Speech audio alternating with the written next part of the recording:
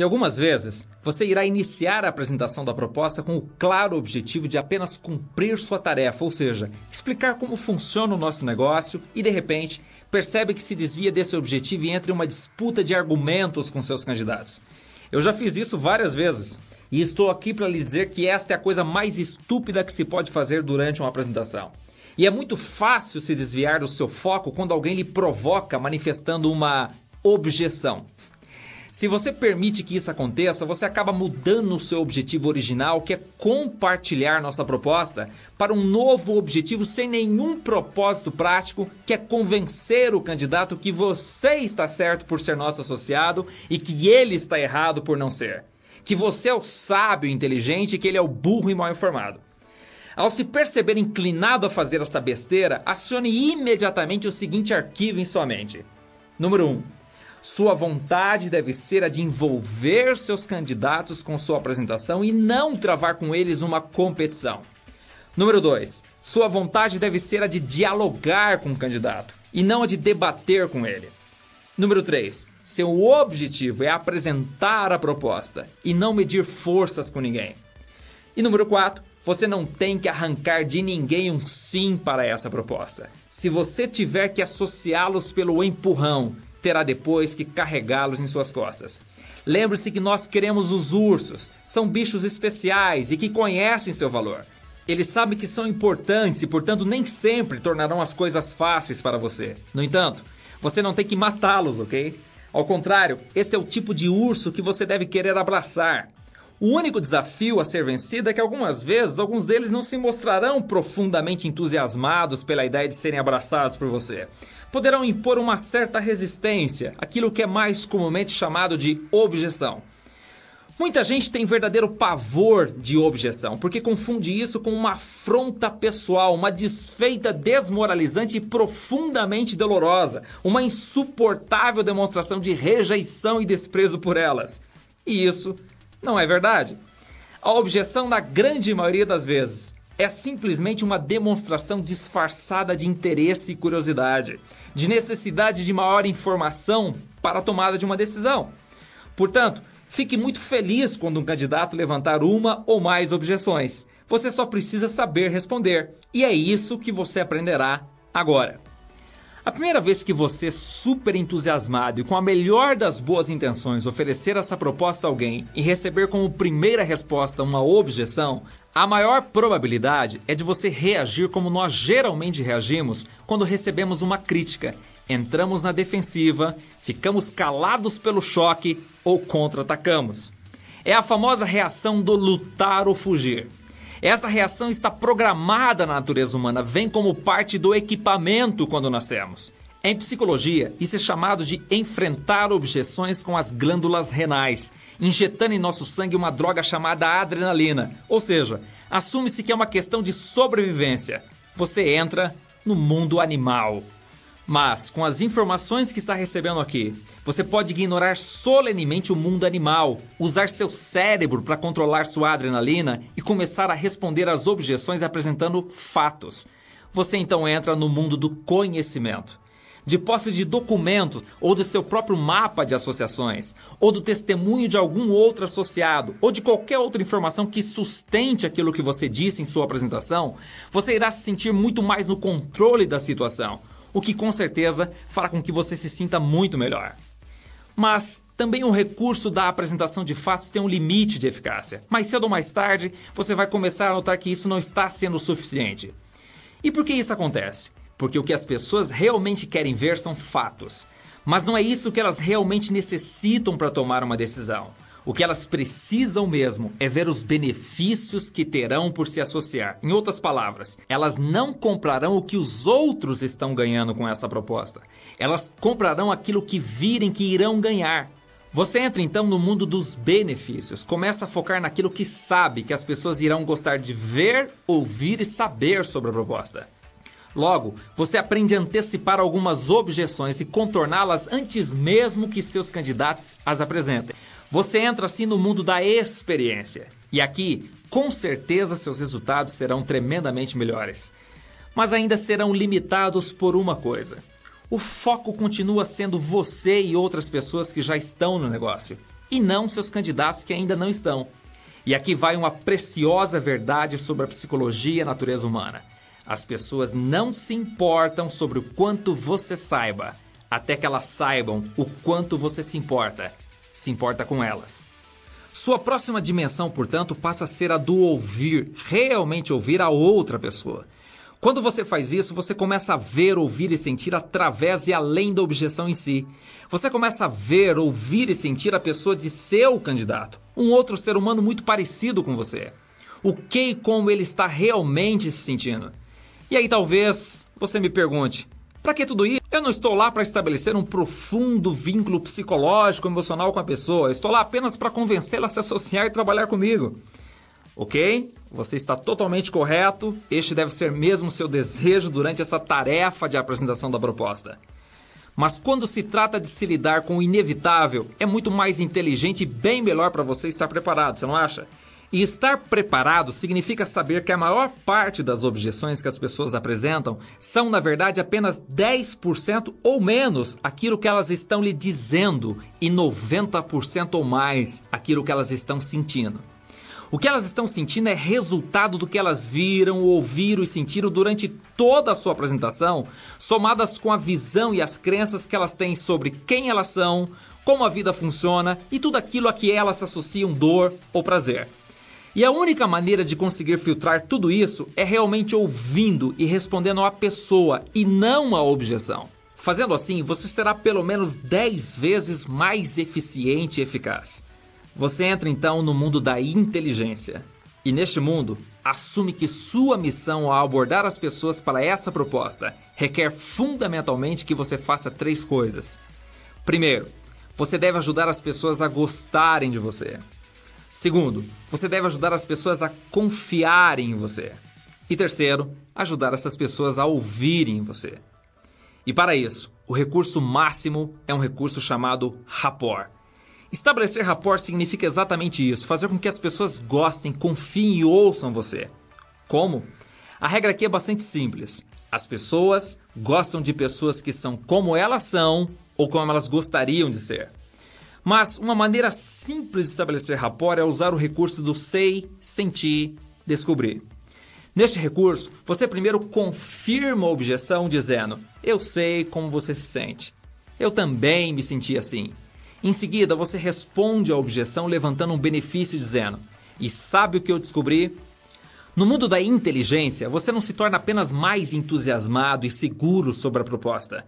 Você adquire uma confiança inabalável sobre sua própria capacidade de fazer acontecer os resultados que você quer.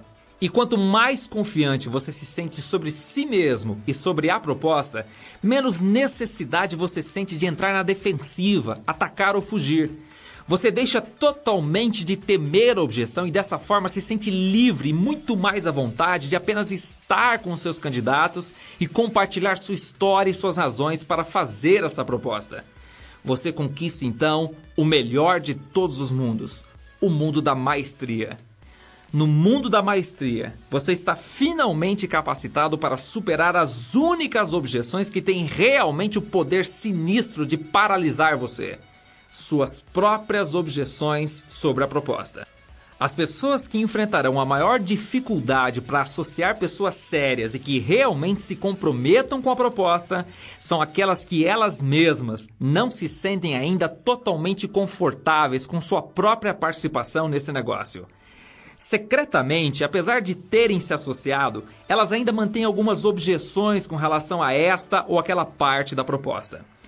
Por mais metafísico que isso possa parecer, as objeções que as pessoas mais frequentemente lhe apresentam são precisamente a projeção de suas próprias objeções, nada mais, nada menos.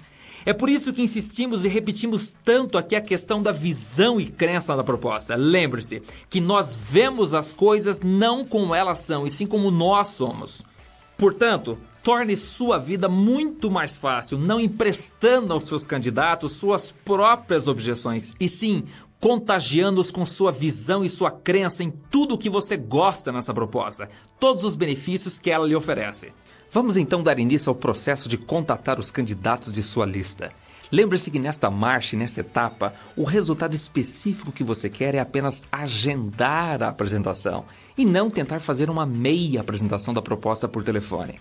Então, ao ligar para esses candidatos, o que você quer é apenas criar interesse, despertar uma enorme curiosidade para que eles queiram conhecer a proposta, para que eles praticamente se convidem sozinhos para assistir sua apresentação.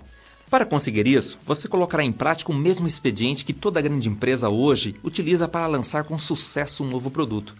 Antes de colocar esse produto no mercado, toda grande empresa faz duas coisas. Primeiro, pesquisa para saber qual é o mercado para o seu produto, qual será seu público-alvo. E dessa maneira, desenvolve uma estratégia específica para atingir esse alvo. A segunda coisa que a empresa faz é começar a promover o produto de tal maneira que quando o produto estiver disponível no mercado, seu público-alvo já estará ávido por adquiri-lo. Tamanha será sua ansiedade e curiosidade criadas pela promoção que a empresa fez. É isso, portanto, que você deve fazer. Primeiro, conhecer seu público-alvo. Isso significa que antes de fazer o primeiro contato com as pessoas de sua lista, você deve conhecer quais são suas maiores necessidades, o que elas mais querem ou precisam. E para isso, você não terá muito trabalho.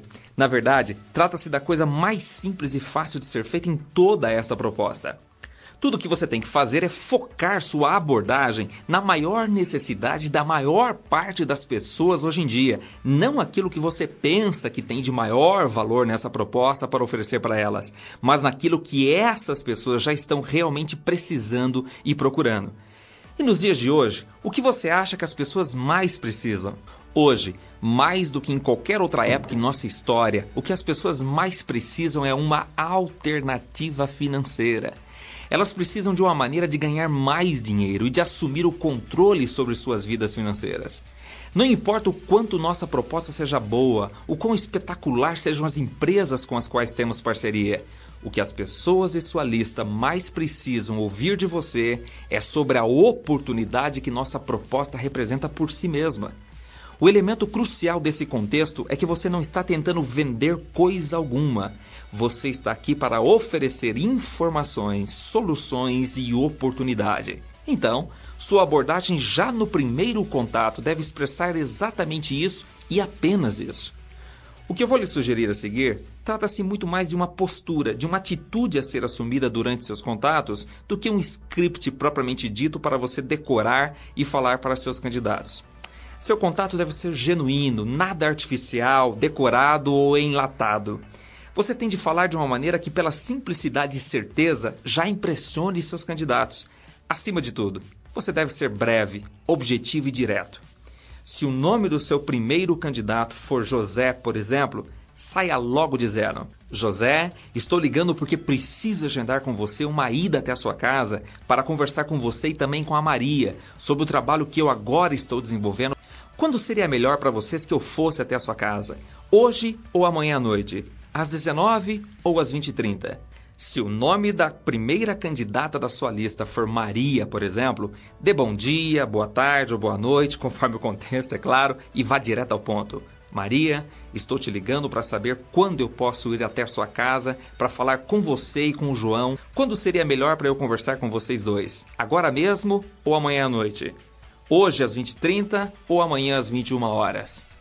Se o primeiro candidato de sua lista se chamar João, você poderia dizer: João, tenho que falar com você sobre uma oportunidade de negócio e renda que eu acredito que vai interessar bastante a você e a Ana Júlia, sua esposa. Quando eu posso ir visitar vocês? Amanhã à noite ou depois de amanhã pela manhã? Às 21h ou às 10h da manhã? Se a primeira candidata de sua lista for a Ana Júlia, você pode começar a conversa mais ou menos assim: Ana, se com o pouco tempo que você tem disponível, você pudesse gerar uma renda extra de R$1.000 ou mais por mês, você toparia dar uma olhada no que eu estou fazendo para gerar essa renda? Quando será melhor para eu ir até a sua casa falar com você e com o João? Hoje ou amanhã? Às 19 ou às 20h30? Perceba que nessas abordagens você já pré-estabelece a condição de que a apresentação seja feita na casa de seus candidatos, com a presença de seus respectivos cônjuges e também em um dos 2 dias que você ofereceu como alternativa. Eu sei que nem sempre as coisas funcionarão perfeitas assim, mas por enquanto vamos explorar mais alguns modelos de abordagem. Depois cuidaremos das diferentes respostas que seus candidatos poderão dar quando você ligar para eles. A ideia agora te dar várias ideias sobre o que pode funcionar para conseguir esse resultado específico, que é agendar a apresentação. Vamos continuar. Digamos agora que um dos candidatos em sua lista seja o Paulo, uma pessoa que você considera dinâmica, entusiasmada, comunicativa e inteligente, mas que você sabe que vive com falta de dinheiro. Você poderia começar sua conversa com ele mais ou menos assim: Paulo, bom dia, boa tarde, boa noite, depende do contexto, né? Eu tenho uma pergunta para lhe fazer. Você já está ganhando todo o dinheiro que você e a Paula gostariam de ganhar? Você e a Paula já ouviram falar de renda residual ou de um conceito chamado alavancagem? Pois eu descobri uma forma de ganhar muito dinheiro através desses dois conceitos e eu queria que vocês conhecessem. Quando eu poderia ir até a casa de vocês, lhe mostrar um vídeo que explica como vocês poderiam participar disso também? Hoje ou amanhã? Às 20 ou às 21 horas?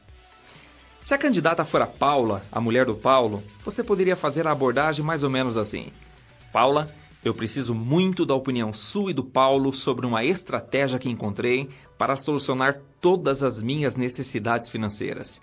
Preciso saber quando posso ir até a casa de vocês para lhes mostrar todo o material que tenho disponível sobre isso. Pode ser agora ou vocês preferem amanhã à noite? E pode ser que você tenha em sua lista o Pedro, marido da Joana, que uma vez lhe mostrou uma proposta de marketing de rede. Esse é o tipo de candidato muito interessante para você, porque se trata de alguém que já teve algum contato com o conceito de renda residual e alavancagem. Você poderia abordá-lo mais ou menos assim: Pedro, você precisa dar uma olhada no que eu estou fazendo para ganhar dinheiro. Eu tenho certeza que com a visão que você tem para negócios, o que eu tenho para lhe mostrar vai lhe tirar o sono de tão interessante. Quando eu posso ir até a sua casa para apresentar isso para você e para a Joana? Agora mesmo ou amanhã à noite? Se quem estivesse em sua lista fosse a Joana e que pela sua amizade e proximidade você soubesse que ela e o Pedro estão há muito tempo enterrados em dívidas e toda sorte de problemas financeiros, e tem mais gente nessa situação do que você imagina, tá?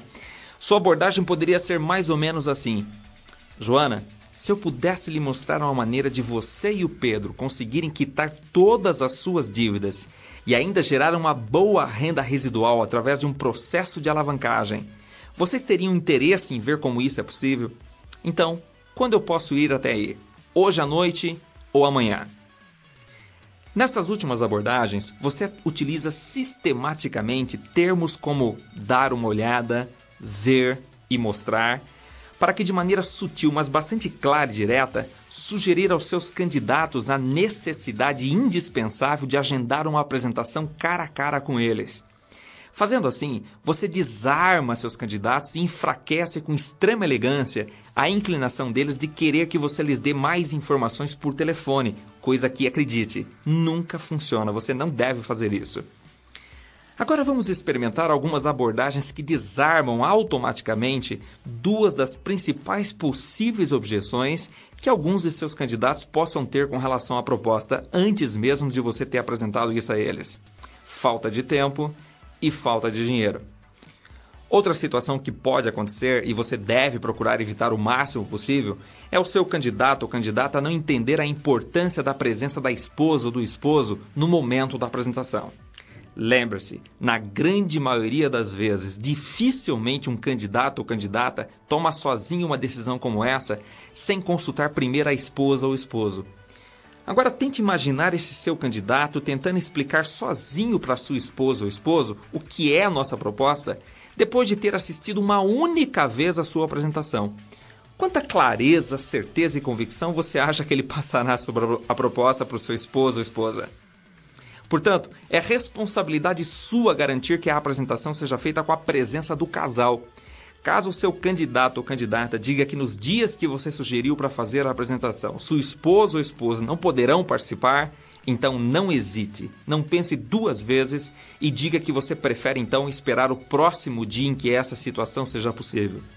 Você pode fazer isso com postura e elegância, dizendo algo mais ou menos assim: olha, essa apresentação poderá exercer um impacto em todos os aspectos de sua vida financeira, como casal ou como família. Vocês poderão, ao final, tomar algumas decisões de importância fundamental para o futuro financeiro de ambos. Então, é indispensável a presença dos dois. Em que dia isso seria possível, então? E existe ainda mais uma razão igualmente importante para você preferir fazer a apresentação contando com a presença do casal: entusiasmá-los com a possibilidade extraordinária de desenvolverem esse negócio juntos, em sua própria casa. Um negócio de família, com benefícios para toda a família e que pode e deve ser desenvolvido em família. Se o seu candidato não for casado, é bom perguntar antes de agendar a apresentação se alguém mais participa das principais decisões dele ou dela sobre sua vida financeira. Isso pode ser feito mais ou menos assim: olha, no final da apresentação que eu vou fazer dessa proposta, você poderá tomar uma decisão tremendamente importante para o seu futuro financeiro. Você costuma dividir esse tipo de decisão com alguém mais? Se o candidato disser que sim, faça ele ou ela saber que será indispensável a presença dessa pessoa. No início, você pode se sentir um pouco desconfortável com isso, como tudo que você faz pela primeira vez. Mas depois de fazer algumas vezes, você perceberá como será simples cumprir 100% desse primeiro fundamento. E cumprindo 100% dos fundamentos, você já sabe, os números tomarão conta de si mesmos.